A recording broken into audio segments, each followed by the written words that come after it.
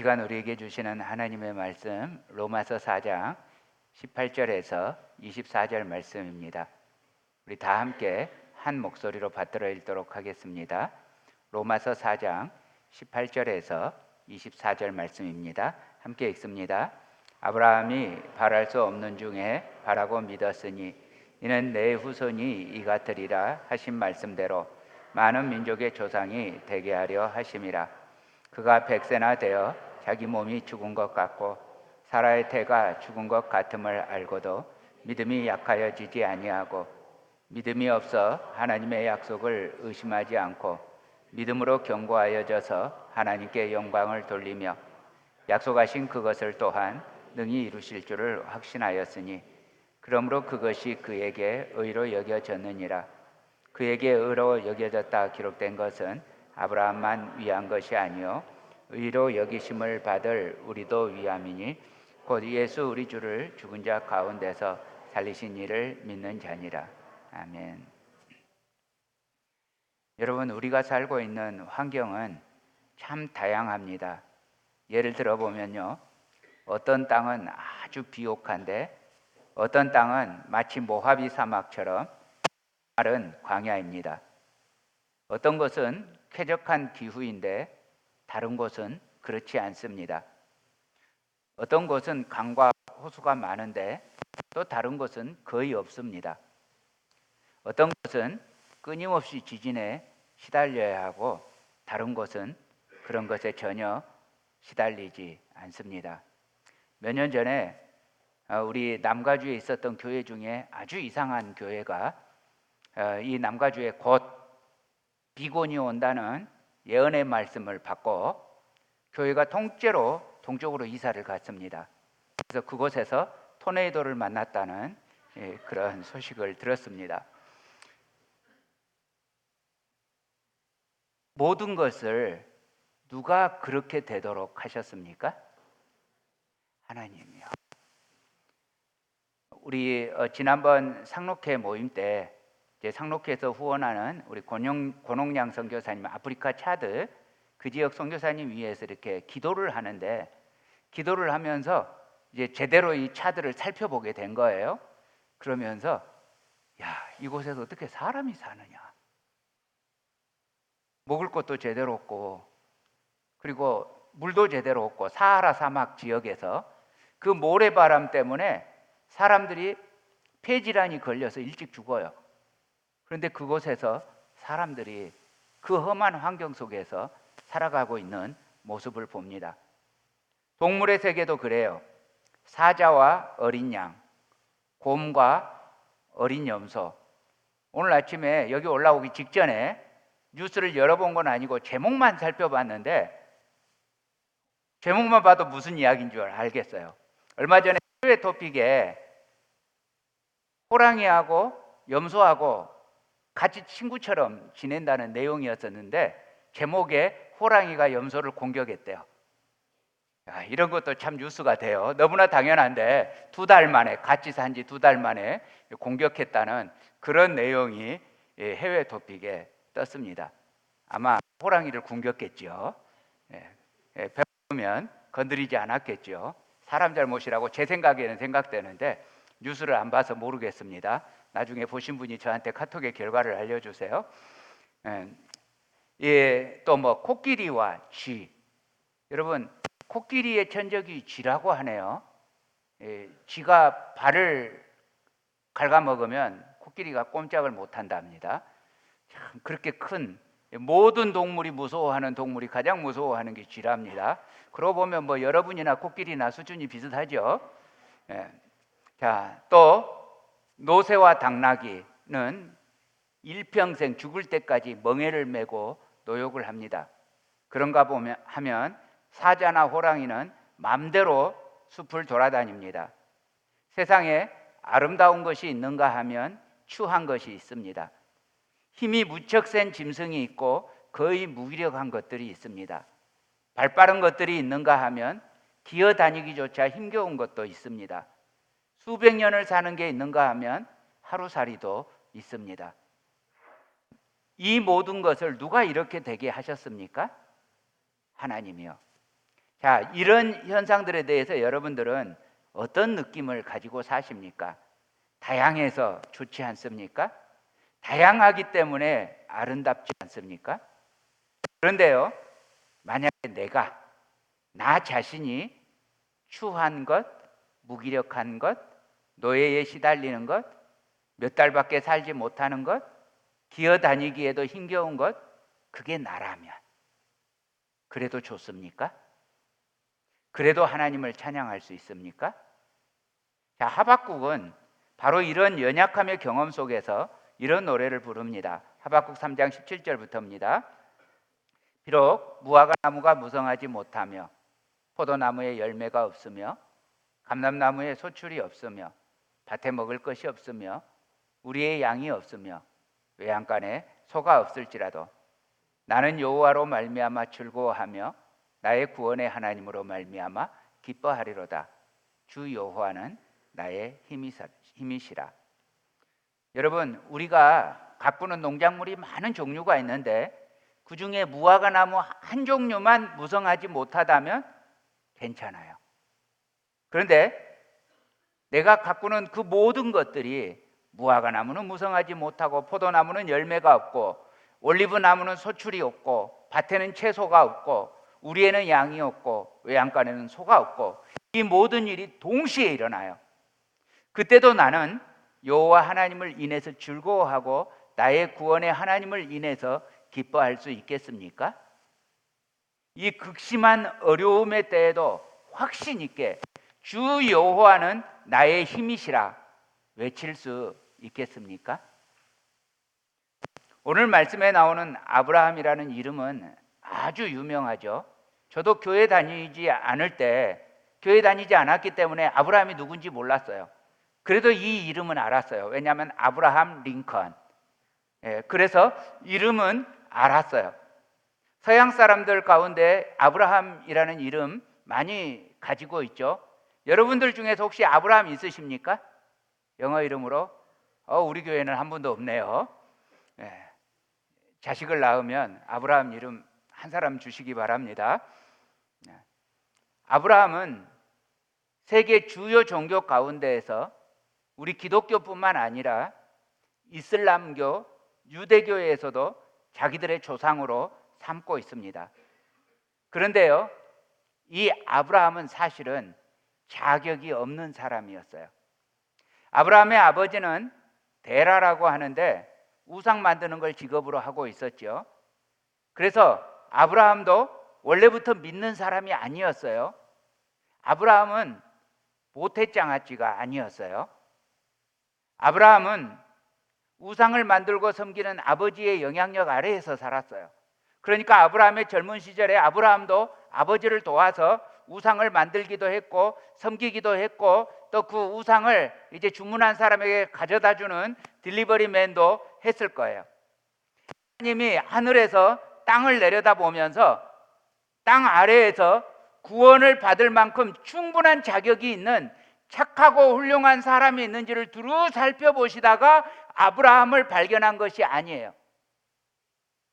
하나님이 아브라함을 보고 이야, 대단한 사람이구나.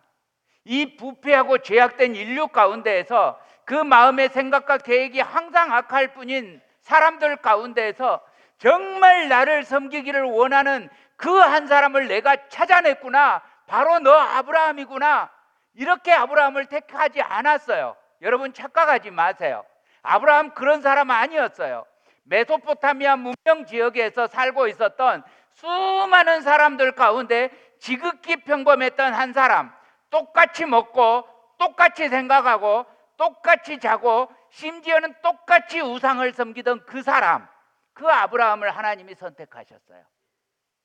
사랑하는 형제자매 여러분, 여러분들이 처음 예수님께로 나아오기 그 전에 여러분은 어떤 분이셨습니까? 하나님께서 여러분을 처음 택하시고 여러분이 예수님을 영접하게 될 때, 그때 이미 여러분 안에 하나님이 여러분을 선택하실 만한, 여러분을 좋아하실 만한 안 믿는 사람들과는 명백하게 구별되는 어떤 장점들이 있으셨습니까? 제가 대학 시절에 어떤 곳에 이렇게 전도를 하다가 어떤 분을 만났는데 이 아주머니께서 그렇게 말해요. 자기는 예수님 믿는데 취미가 없대요. 또 어떤 분은 전도를 하는데 이렇게 말씀하세요. 나는 예수님 믿는데 소질이 없어요.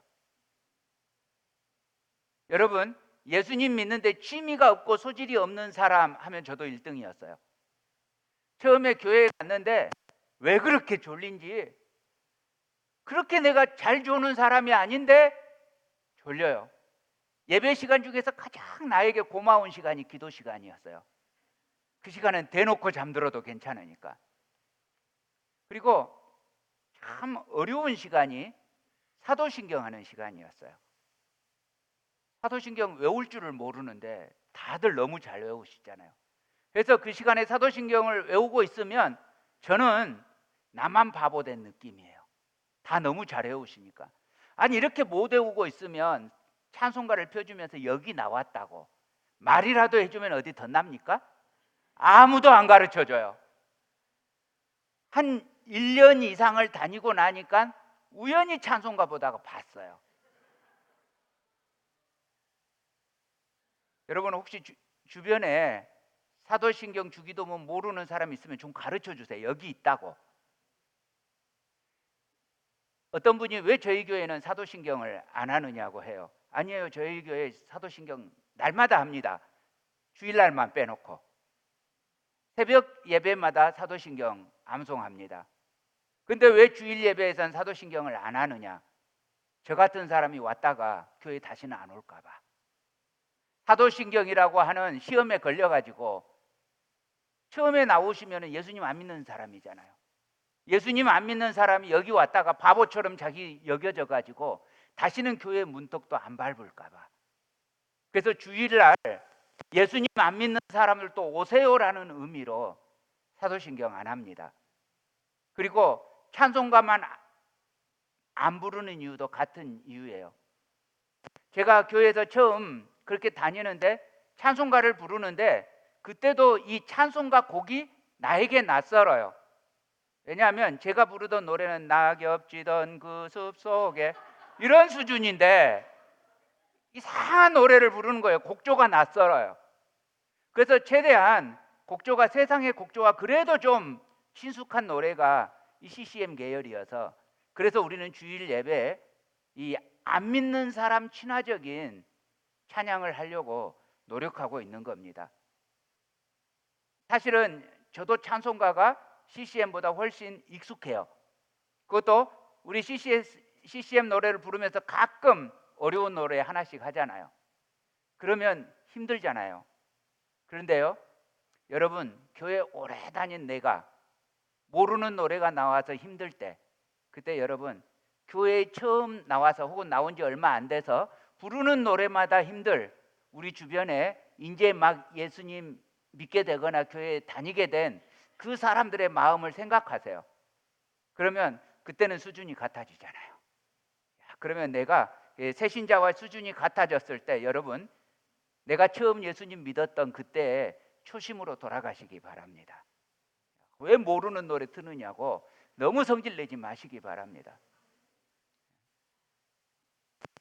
여러분, 우리가 처음에 예수님 안 믿었을 때, 그때 제가 이제 예수님 믿게 되는 사람으로 변할 때 제가 처음부터 예수님 믿을 싹수가 있었습니까? 그래, 주영로 목사는 목사가 됐으니까 어려서부터 싹수가 있었어.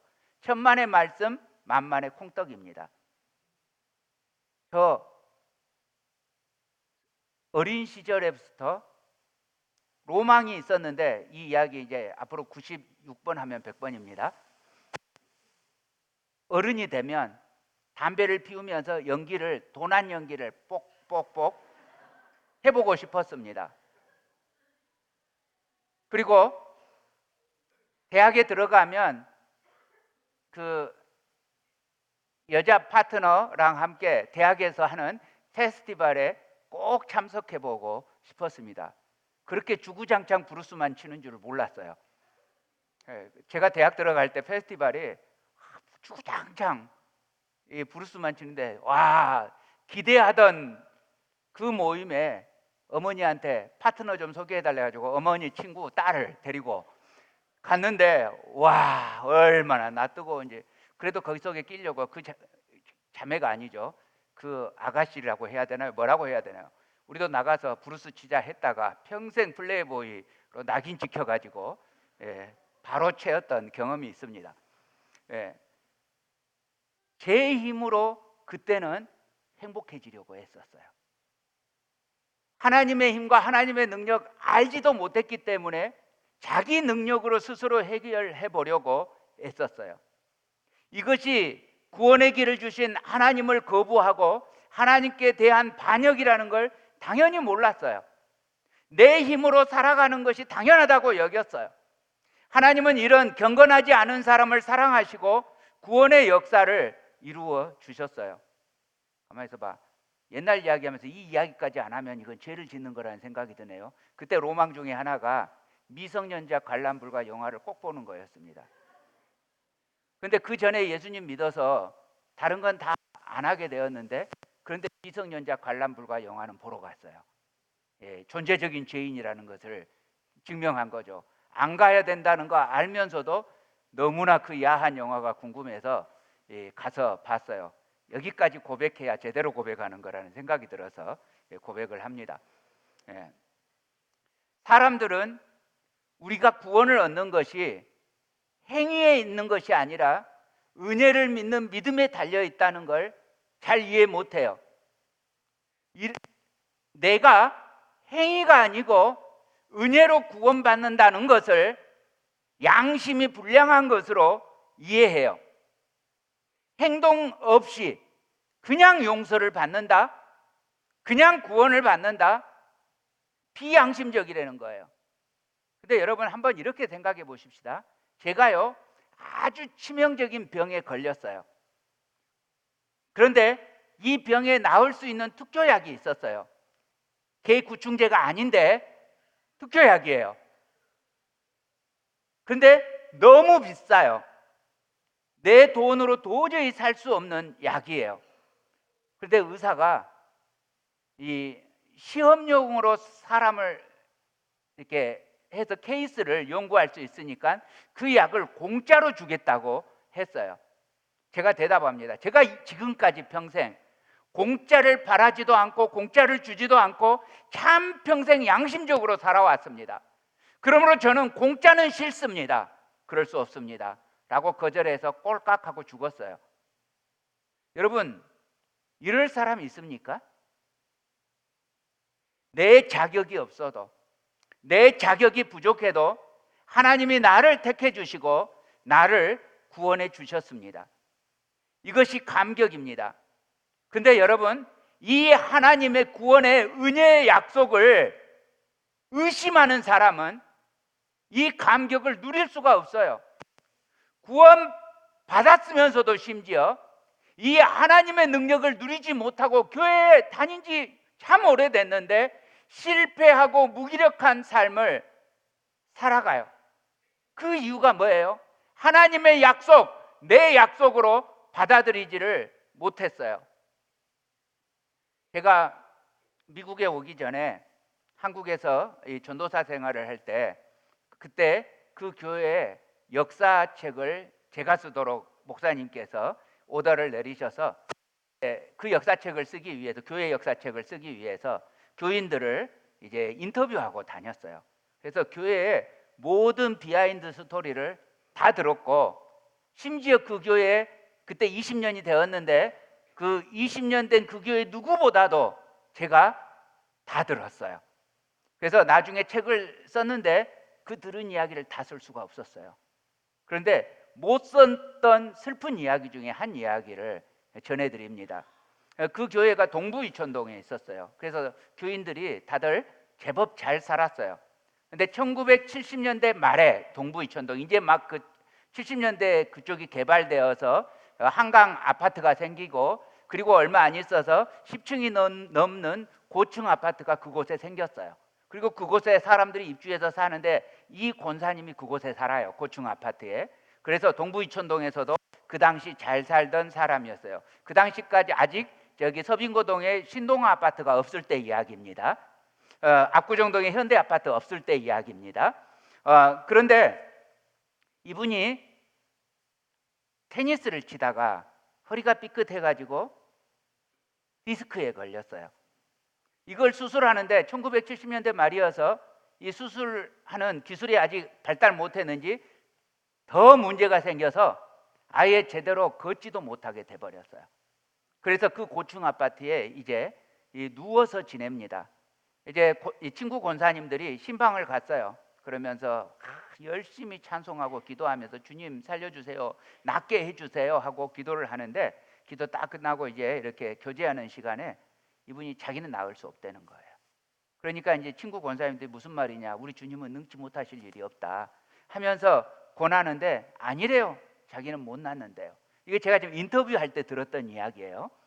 그러니까 아니 주님이 천지를 만드셨고 안진뱅이도 고치셨고 죽은 자도 살리셨는데 왜 못 낫느냐고. 그러니까 이 권사님이 그분들은 다 나을 수 있고 죽은 자도 살리신 걸 믿는데요, 근데 나는 못 고치실 거래요. 이분 믿음이 그 믿음이었어요. 나는 절대로 주님이 못 고친다, 이 믿음이었어요. 그래서 아니 왜 권사님이 그렇게 열심히 했는데 왜 믿음이 저렇게 없을까라고 가슴 아파하면서 친구 권사님들이 이제 물러났어요. 그로부터 며칠 후에 이분이 그 고층 아파트에서 뛰어내리셔서 돌아가셨대요.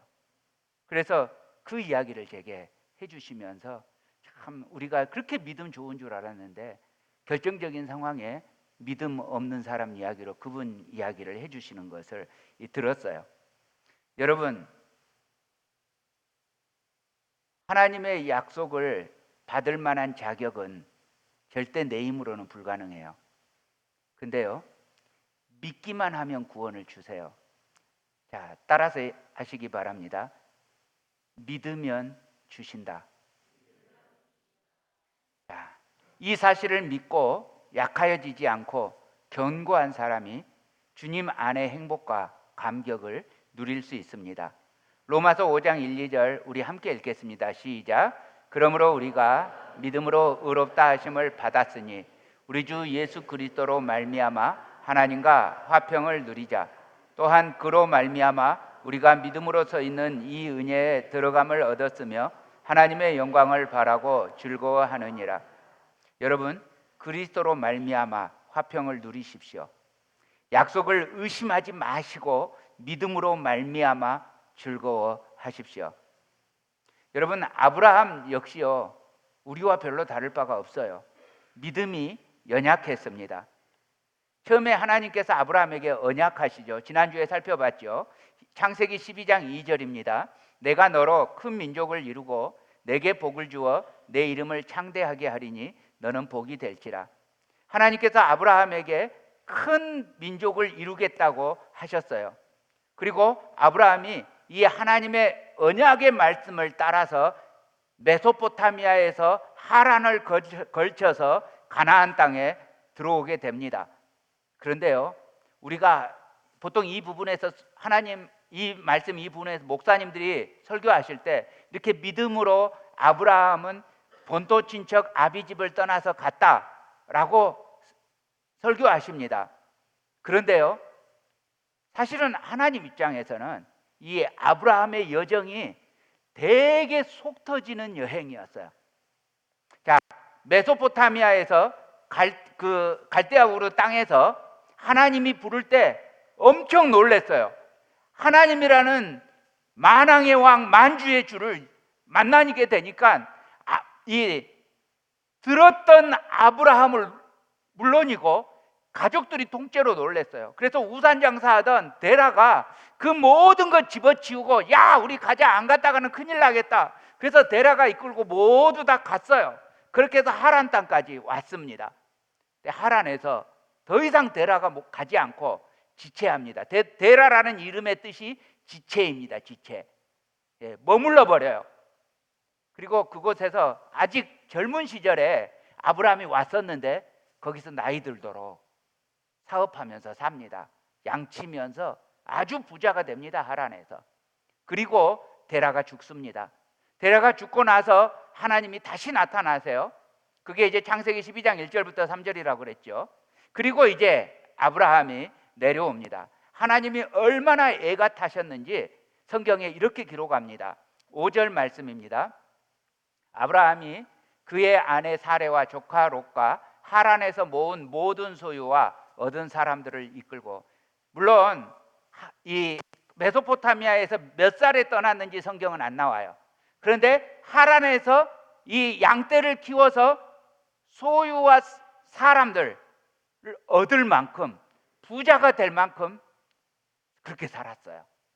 그랬는데 그걸 다 이끌고 가나안 땅으로 왔어요. 그런데 성경에 가나안 땅에 들어갔더라 앞에 뭘 붙였어요? 마침내, 이제야 겨우. 아브라함이 이제 겨우 드디어 75살이 되어서야 가나안 땅에 들어오게 되었다고 하나님의 마음이 표현되어 있습니다. 그런데 가나안 땅에 들어와서 제단을 쌓고 여호와의 이름을 부르면서 예배하는 예배자가 되는가 했더니 하나님이 그 땅에 기근을 보내니까 그 가나안 땅을 사수하지 않고 즉시 애굽으로 내려가 버립니다. 자, 하나님이 메소포타미아에서 가나안 땅까지 부르셨어요. 그러면 기근이 들었으면 이 아브라함 가족을 하나님이 죽이시겠습니까? 죽이려고 그 먼 길을 오게 하셨겠습니까? 그런데 아직 아브라함에게 그런 믿음이 없었어요. 그러니까 아이고, 양떼가 굶어 죽겠네, 양떼가 목말라 죽겠네. 그 순간 바로 애굽으로 내려갔어요. 근데 내려가면서 하나님이 지켜줄 거라는 믿음이 없으니까 심지어 자기 와이프를 누이라고 속이다가 바로한테 빼앗겨 버리죠. 그래서 하마터면 우리 마태복음 1장 1절이 아브라함과 다윗의 자손 예수 그리스도의 계보라가 이 말씀이 바로와 다윗의 자손 예수 그리스도의 계보라 이렇게 될 뻔했어요. 하나님이 비상 간섭을 하셨죠. 그래서 이 바로의 집안에 재앙이 내리니까 제발 나 좀 살려달라고, 나 좀 살려달라고, 그래서 재산 몽땅 아브라함에게 주셔서 제발 떠나달라고. 그래서 바로는 재앙이 풀리고, 그리고 아브라함은 거기서 엄청난 재산을 가지고 이제 다시 가나안 땅으로 올라갑니다. 어떤 목사님들이 또 설교를 하세요. 될 사람은 애굽 땅 가서도 부자가 되는 복을 얻어서 올라온다고 그렇게 설교를 하십니다. 박성민 집사님 잠깐 자리에서 일어나 주세요. 네. 자, 저 젊은 박성민 집사님이 살려고 애굽 땅에 가서 아무래도 이 박효선 집사님이 너무 예쁘니까 이 박효선 집사님 때문에 죽겠다 싶어서 나를 오빠라고 해. 이렇게 했어요. 오빠라고 불러요? 오빠라고 지금도 부른대요. 예, 나를 오빠라고 해서 지금까지도 오빠라고 부르고 있대요. 자, 그래서 박효선 집사님을 그만 파라오에게 빼앗겼어요. 그래가지고 전 재산을 다 안겨서 이제 박선민 집사님이 이 가나안 땅으로 돌아가고 있습니다. 아브라함 성민입니다. 자, 박선민 집사님이 그 재산을 가지고 내가 수를 써가지고 이 오빠라고 해 그랬더니 이렇게 부자가 되었다 하면서 행복해하면서 가나안 땅으로 가셨겠습니까? 어떻게 했어요? 부끄럽죠. 앉으십시오. 감사합니다. 예. 자, 생각해 보세요. 그 많은 양떼가 매매 하고 소가 음모 하고 낙타는 뭐라고 하는지 저도 모르겠어요. 아무튼 그렇게 동물 소리가 막 시끄럽게 들릴 때 내가 부자가 됐구나, 행복해 이러면서 올라가겠습니까? 아니요. 그 동물 소리가 무슨 소리로 들려요? 와이프 팔아먹은 놈, 와이프 팔아먹은 놈, 이런 소리가 들리지 않겠어요? 부끄러운 재산이었어요. 복이 아니에요, 여러분. 그 재산이 나를 번뇌하게 해요. 그 재산이 나를 너무 부끄럽게 만드는 안 행복한 재산이었어요. 그렇게 올라올 정도로 아브라함은 믿음이 없었습니다. 그런데 그렇게 가나안 땅에 우여곡절 끝에 사는 게 10년이에요. 아니, 하나님이 큰 민족을 이루게 하겠다더니 자식을 하나도 안 준 채 가나안 땅 10년이 지나가고 있는 거예요. 기다리다 아브라함이 지쳤어요. 아브라함이 이제 지쳐가지고 가나안 땅에 왔는지 10년이 됐는데 큰 민족은커녕 아들 하나도 없다, 이런 생각할 무렵에 갑자기 하나님이 나타나셔서 말씀하시는 거예요. 아브라함아, 두려워하지 마라. 내가 네 방패요, 내가 너의 큰 상급이니라. 이야, 이 소리를 하시는데 아브라함이 기가 꽉 막히는 거예요. 아니, 자식을 안 준 지 10년이 됐는데 내 나이가 75세에 가나안 땅 들어왔다가 지금 85세예요. 아니, 무슨 자식을 가져요? 그런데 하나님이 나의 큰 상급? 말도 안 되는 소리 하지 마라 라는 게 마음속에 들어요. 그래서 하나님 앞에 고운 소리가 안 나옵니다. 자, 그래서 아브라함이 아주 시큰하게 반응합니다. 창세기 15장 2절입니다.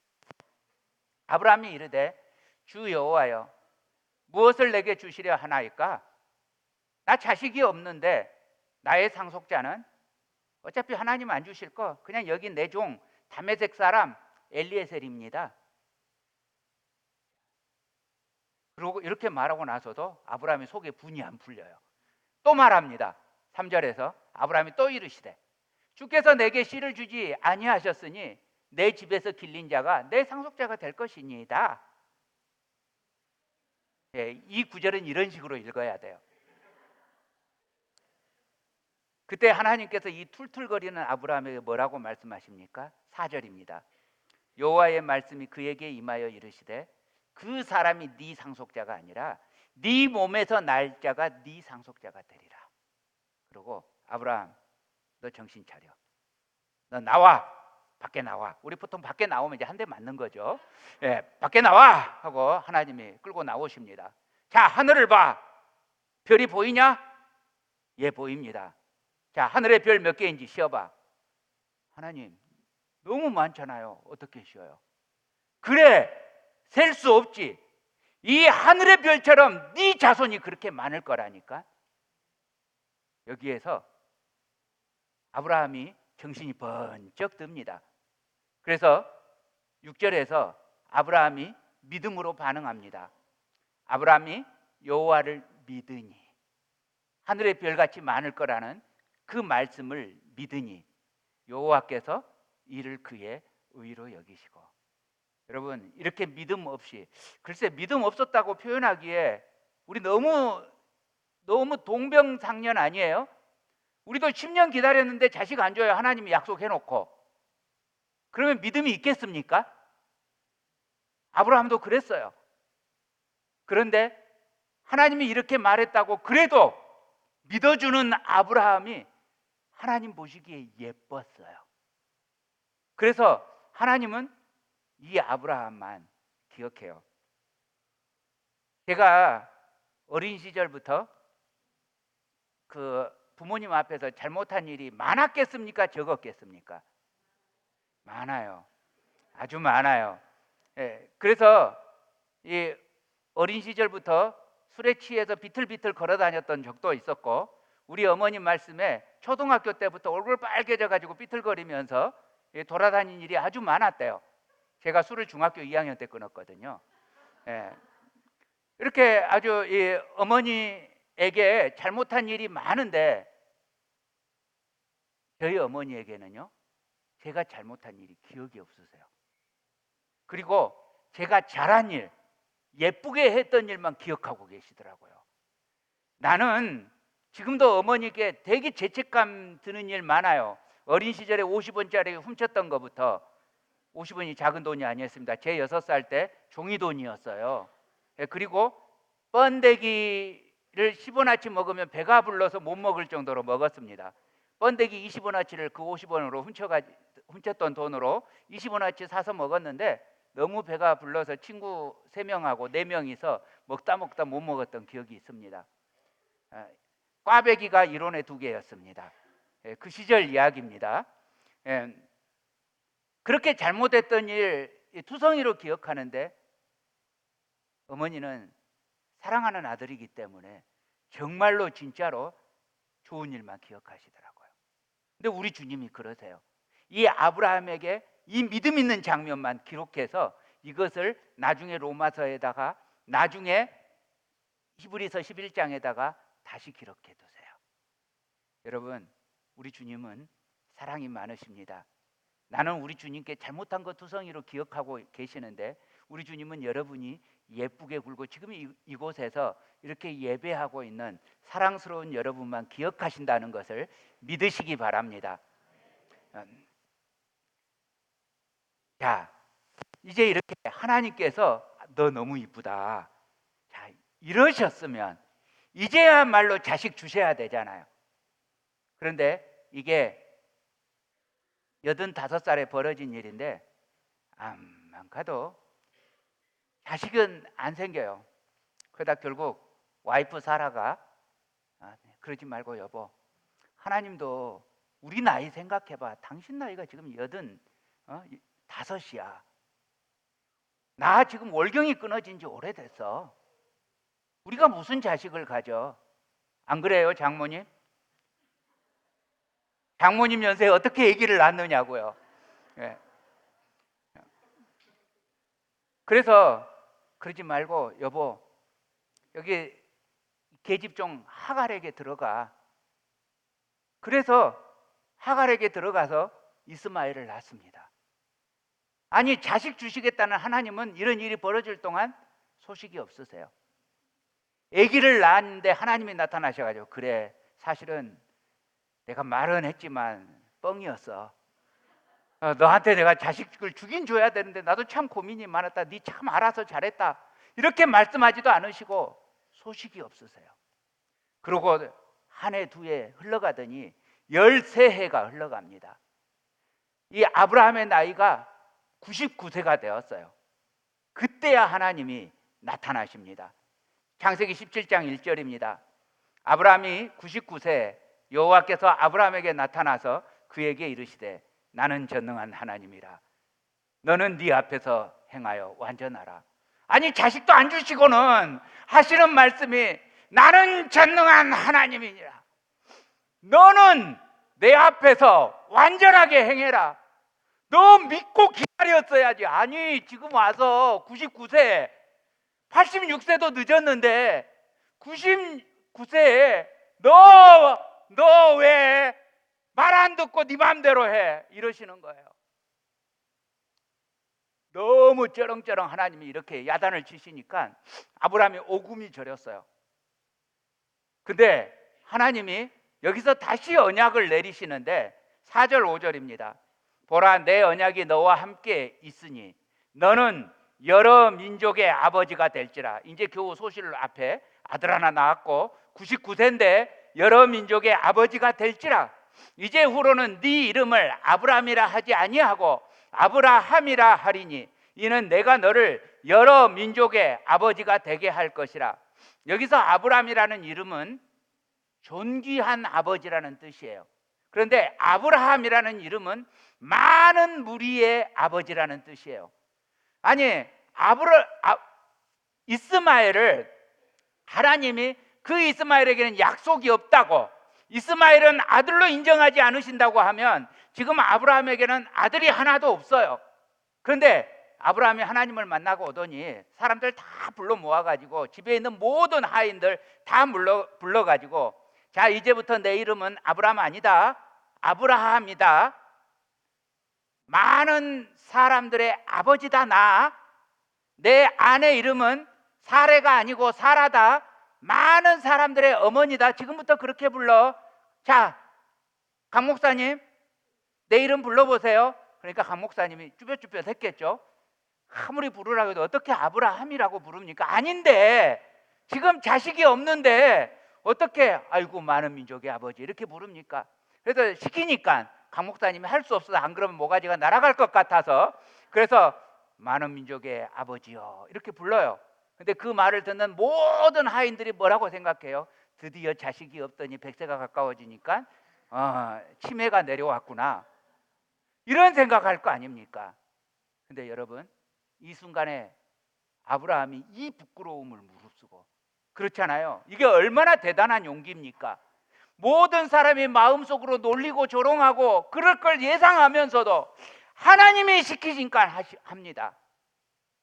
믿음이 생겼어요. 우주를 창조하신 하나님, 내 능력이 없어져서 누가 봐도 자식을 못 낳을 것이라 그렇게 여겨지는 이 시점에서 내 힘으로는 단 1%도 안 될 때, 내 힘으로는 1%도 안 될 때 100% 주님이 하신다, 나타낼 것이다. 이게 믿어졌어요. 여러분도 내 눈에 보이는 상황과 환경이 도저히 이거는 될 수 있는 상황이 아니에요. 앞도 막혔고 뒤도 막혔고 옆도 다 막혔어요. 그러나 여러분, 하늘이 뚫렸잖아요. 우리 주님이 하실 걸 믿으시고 아멘 하시기 바랍니다. 아멘. 그래서 이제 오늘 본문에서 이렇게 말합니다. 18절입니다. 아브라함이 바랄 수 없는 중에 바라고 믿었으니 이는 내 후손이 이 같으리라 하신 말씀대로 많은 민족의 조상이 되게 하려 하심이라. 자, 아브라함이 어떻게 믿었다고요? 바랄 수 없는 중에 바라고 믿었다고요. 자, 19절입니다.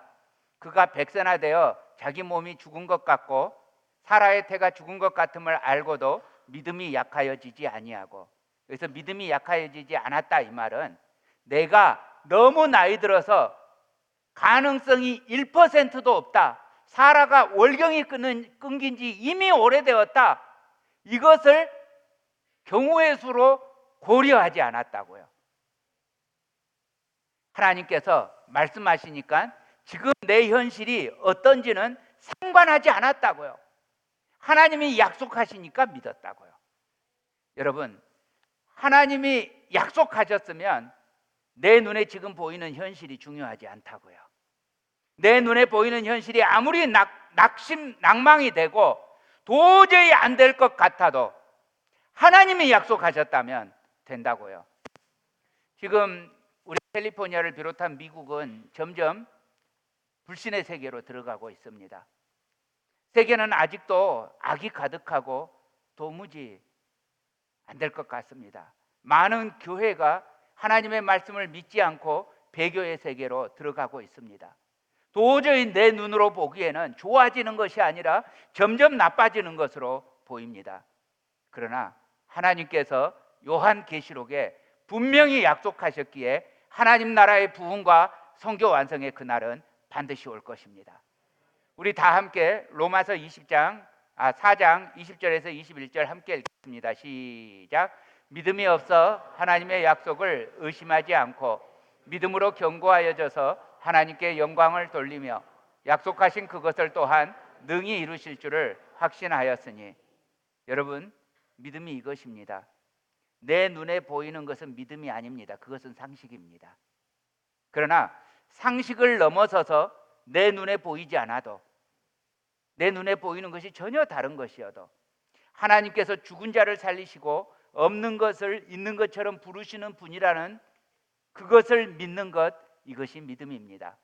믿음은 바라는 것들의 실상이고 보지 못하는 것들의 증거입니다. 선진들이 이로써 지금 증거하고 있는 것입니다. 사랑하는 형제자매 여러분, 믿음이 없이는 하나님을 기쁘시게 할 수 없습니다. 히브리서 11장 6절 우리 함께 읽습니다. 시작. 믿음이 없이는 하나님을 기쁘시게 하지 못하나니 하나님께 나아가는 자는 그가 계신 것과 또한 그가 자기를 찾는 자들에게 상 주시는 이심을 믿어야 할지니라. 여러분, 아브라함이 하나님을 어떻게 믿었어요? 100세에 아이를 낳을 정도로 믿었어요. 훗날 하나님께서 이렇게 소중하게 낳은 아들을 제물로 바치라고 명령을 내립니다. 우리는 이 대목의 이야기를 볼 때마다 이 아브라함의 믿음에 대해서 심지어 어이없다고 생각할 정도입니다. 근데 우리 성경을 다시 한번 보십시다. 창세기 22장 5절 그 대목을 가서 보십시다. 자, 이에 아브라함이 종들에게 이르되 너희는 나귀와 함께 여기서 기다리라. 내가 아이와 함께 저기 가서 예배하고 우리가 너희에게로 돌아오리라 하고, 우리말 성경으로는 감이 잘 안 와요. 그래서 영어 성경으로 한번 봐요. And we will worship and return to you. 자, 지금 몇 명이 제사 드리러 가요? 2명이, 아브라함과 이삭이. 돌아올 때 몇 명이 돌아오겠다고요? 우리가 돌아오겠다고요. 그러니까 나만 돌아오는 게 아니잖아요. 죽였으면 나만 돌아와야 되잖아요. 근데 우리가 돌아올 것이라고 말합니다. 여러분, 아브라함은 하나님이 설마 이삭을 죽이라고까지는 안 할 거야 이렇게 생각했을까요? 아니요. 틀림없이 죽일 거라고 생각했어요. 그런데 아브라함이 믿었던 하나님은 아브라함을 안 죽이는 하나님이 아니라 이삭을 안 죽이는 하나님이 아니라 이삭을 죽여요. 그런데 어떤 하나님이에요? 죽은 자를 살리시는 하나님이에요. 자, 로마서 4장 17절 우리 다시 한번 읽습니다. 시작. 기록된 바 내가 너를 많은 민족의 조상으로 세웠다 하심과 같으니 그가 믿은 바 하나님은 죽은 자를 살리시며 없는 것을 있는 것으로 부르시는 이시니라. 아멘. 죽은 자를 살리시는 하나님을 믿었기 때문에 칼을 들어서 기꺼이 내리칠 수 있었어요. 왜냐하면 이 아들 100살에 낳았잖아요. 내 힘으로 낳을 수 있는 아들이 아니잖아요. 그런데 죽이라고 하시는 하나님은 죽은 자를 살리시는 하나님입니다. 왜요? 없는 데서 있게 하셨으니까 이게 믿어졌던 거예요. 그래서 칼을 들어서 기꺼이 내리칠 각오를 하는 거예요. 이게 무슨 뜻이에요? 믿어졌다고요. 하나님이 절대적으로 어떤 상황에서도 믿어졌다고요. 자, 4장 23절 24절입니다. 그에게 의로 여겨졌다 기록된 것은 아브라함만 위한 것이 아니요 의로 여기심을 받을 우리도 위함이니 곧 예수 우리 주를 죽은 자 가운데서 살리신 이를 믿는 자니라. 자, 여러분, 지금 오늘 이 예배 시간에 우리가 왜 여태 이렇게 아브라함 이야기만, 그것도 지금으로부터 무려 4,000년 전 사람 이야기를 하고 있는 거라고요? 누구를 위해서요? 우리를 위해서요. 우리처럼 믿음 없는 존재도 아브라함이 그랬던 것처럼 소망이 있다고요. 아브라함이 스스로 있었던 믿음이 아니라고요. 그래서 우리도 예수 우리 주를 죽은 자 가운데서 살리신 하나님을 믿는 자 아니냐고요.